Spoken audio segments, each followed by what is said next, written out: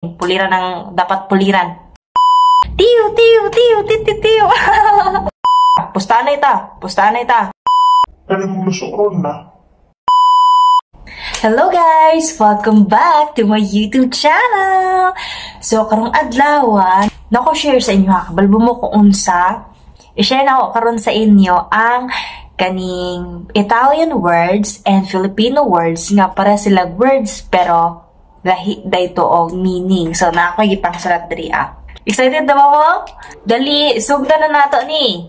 Let's start na sa number 1. Number 1 is this word. In Bisaya is dila. In Italian is dila. Di ba lahi siya pronunciation? Dila and dila. Dila means tongue, right? In Filipinos is tongue. In Italian is dila. It means in there. Like that. There. Ano siya? Number 2. Number 2 is dito. It's Tagalog word. Dito. It means here. Dito. Sa ilapod, dito is finger. Finger. Dito. Number 3 is die. What is die?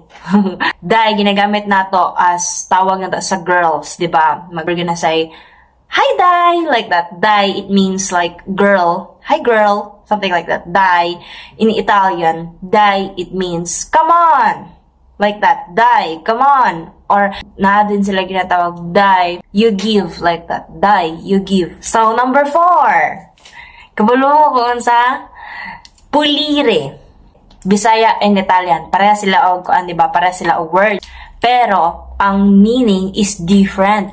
Ang Bisaya, pulire, it means, pulire na gunya kong kuan. For example, pulire na gunya kong ilok, ibton. Diba? Puller.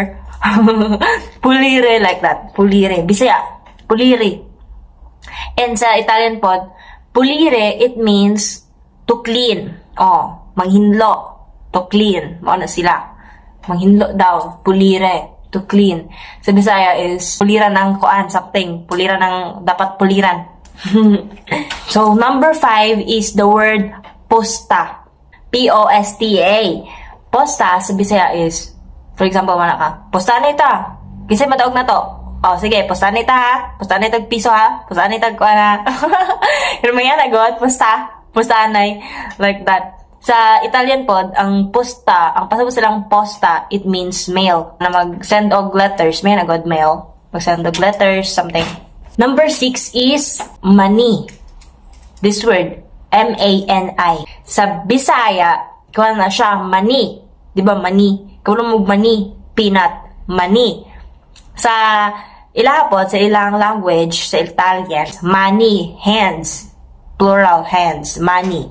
Number 7 pod is this word, gusto. Diba, sa Bisaya, kay, ang, mga naman tao. Gusto. Mo niya akong gusto. Gusto. Gusto means you like. Gusto. In Italian pod, ang gusto sila is taste. Taste. Mo na siya. Gusto. Taste. Gusto. Ang ato kay gusto. Gusto mo na ako ni, uy, palito na ako ni B. Something like that. Gusto na ako siya. Like that. Ang la gusto, I like the gusto. I like the taste. Gusto. Like that. Number 8. Number 8 is this word. Amo. Diba? Sa Bisaya, kay amo is kanang imong sir, ma'am, like that. Employer ni mo. Amo. Sila, ang amo is came from the word amare. Nga, to love. Ang amo is I love. Nga nagod. Amo. I love. So, muna siya. Next one is this word. Sa tuwa na is lunga. Lunga. Diba lunga is sesame seeds? Oh, muna siya. Lunga. Sa ilahapod, ang mabasa na is lunga. It means long. Muna siya. Lunga. Diba? Para sa words, pero lahidig meaning ba? Number 10. A-R-T-E. Sa Bisaya, ana, it's arte. Arte. Diba? Arte is choosy. You're so arte. Arte, arte, arte. Sa Italian po, ang arte sila is arts. Arts. Arte. Napaday isa. A-M-A. A-M-A. Sa Bisaya, or sa Tagalog, ama. Ama, like that. Papa, di ba? Papa. Sila hapod, ang ama, kaya ka po na siya sa word nga amare, to love. Ang ama, it means he or she love. Like, so mo to siya, guys. Diba? Kabalo na mo. So, napa dyan isa. Oh my goodness. Ganun siya ka word. Kataunan niya siya ka word. As in, ambot lang ako makatawa ba mo. Pero, para sa ako, makadungog ko, makatawa ko. Ambot lang.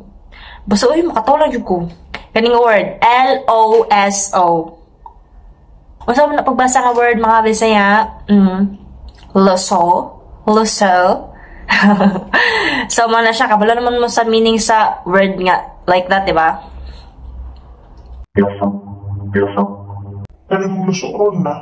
Ano siya nga word, diba, sa Bisaya? Pero sa Italian, word na is loso. Loso. It means, I know. Kabalo ko. Like that. Diba? Ano mo yung hibalaan? So, another word. Gusto mo makabalo sa another word? The word D-A.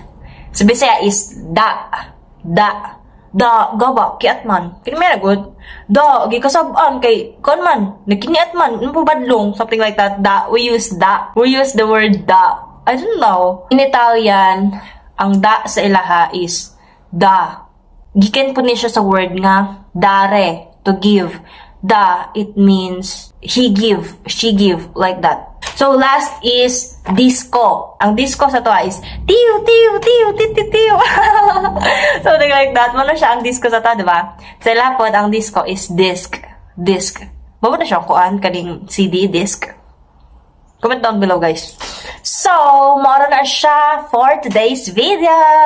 I hope nag-enjoy mo sa akong video kang adlaw, guys. Daghan mo mga natunan yung mga words, yung mga katawanan or something like that. So, kung interested mo og mga words nila dre, guys, comment na mo dayon, guys. Comment down below kung gusto mo og another mga words nila dre, i-share na ako sa inyo.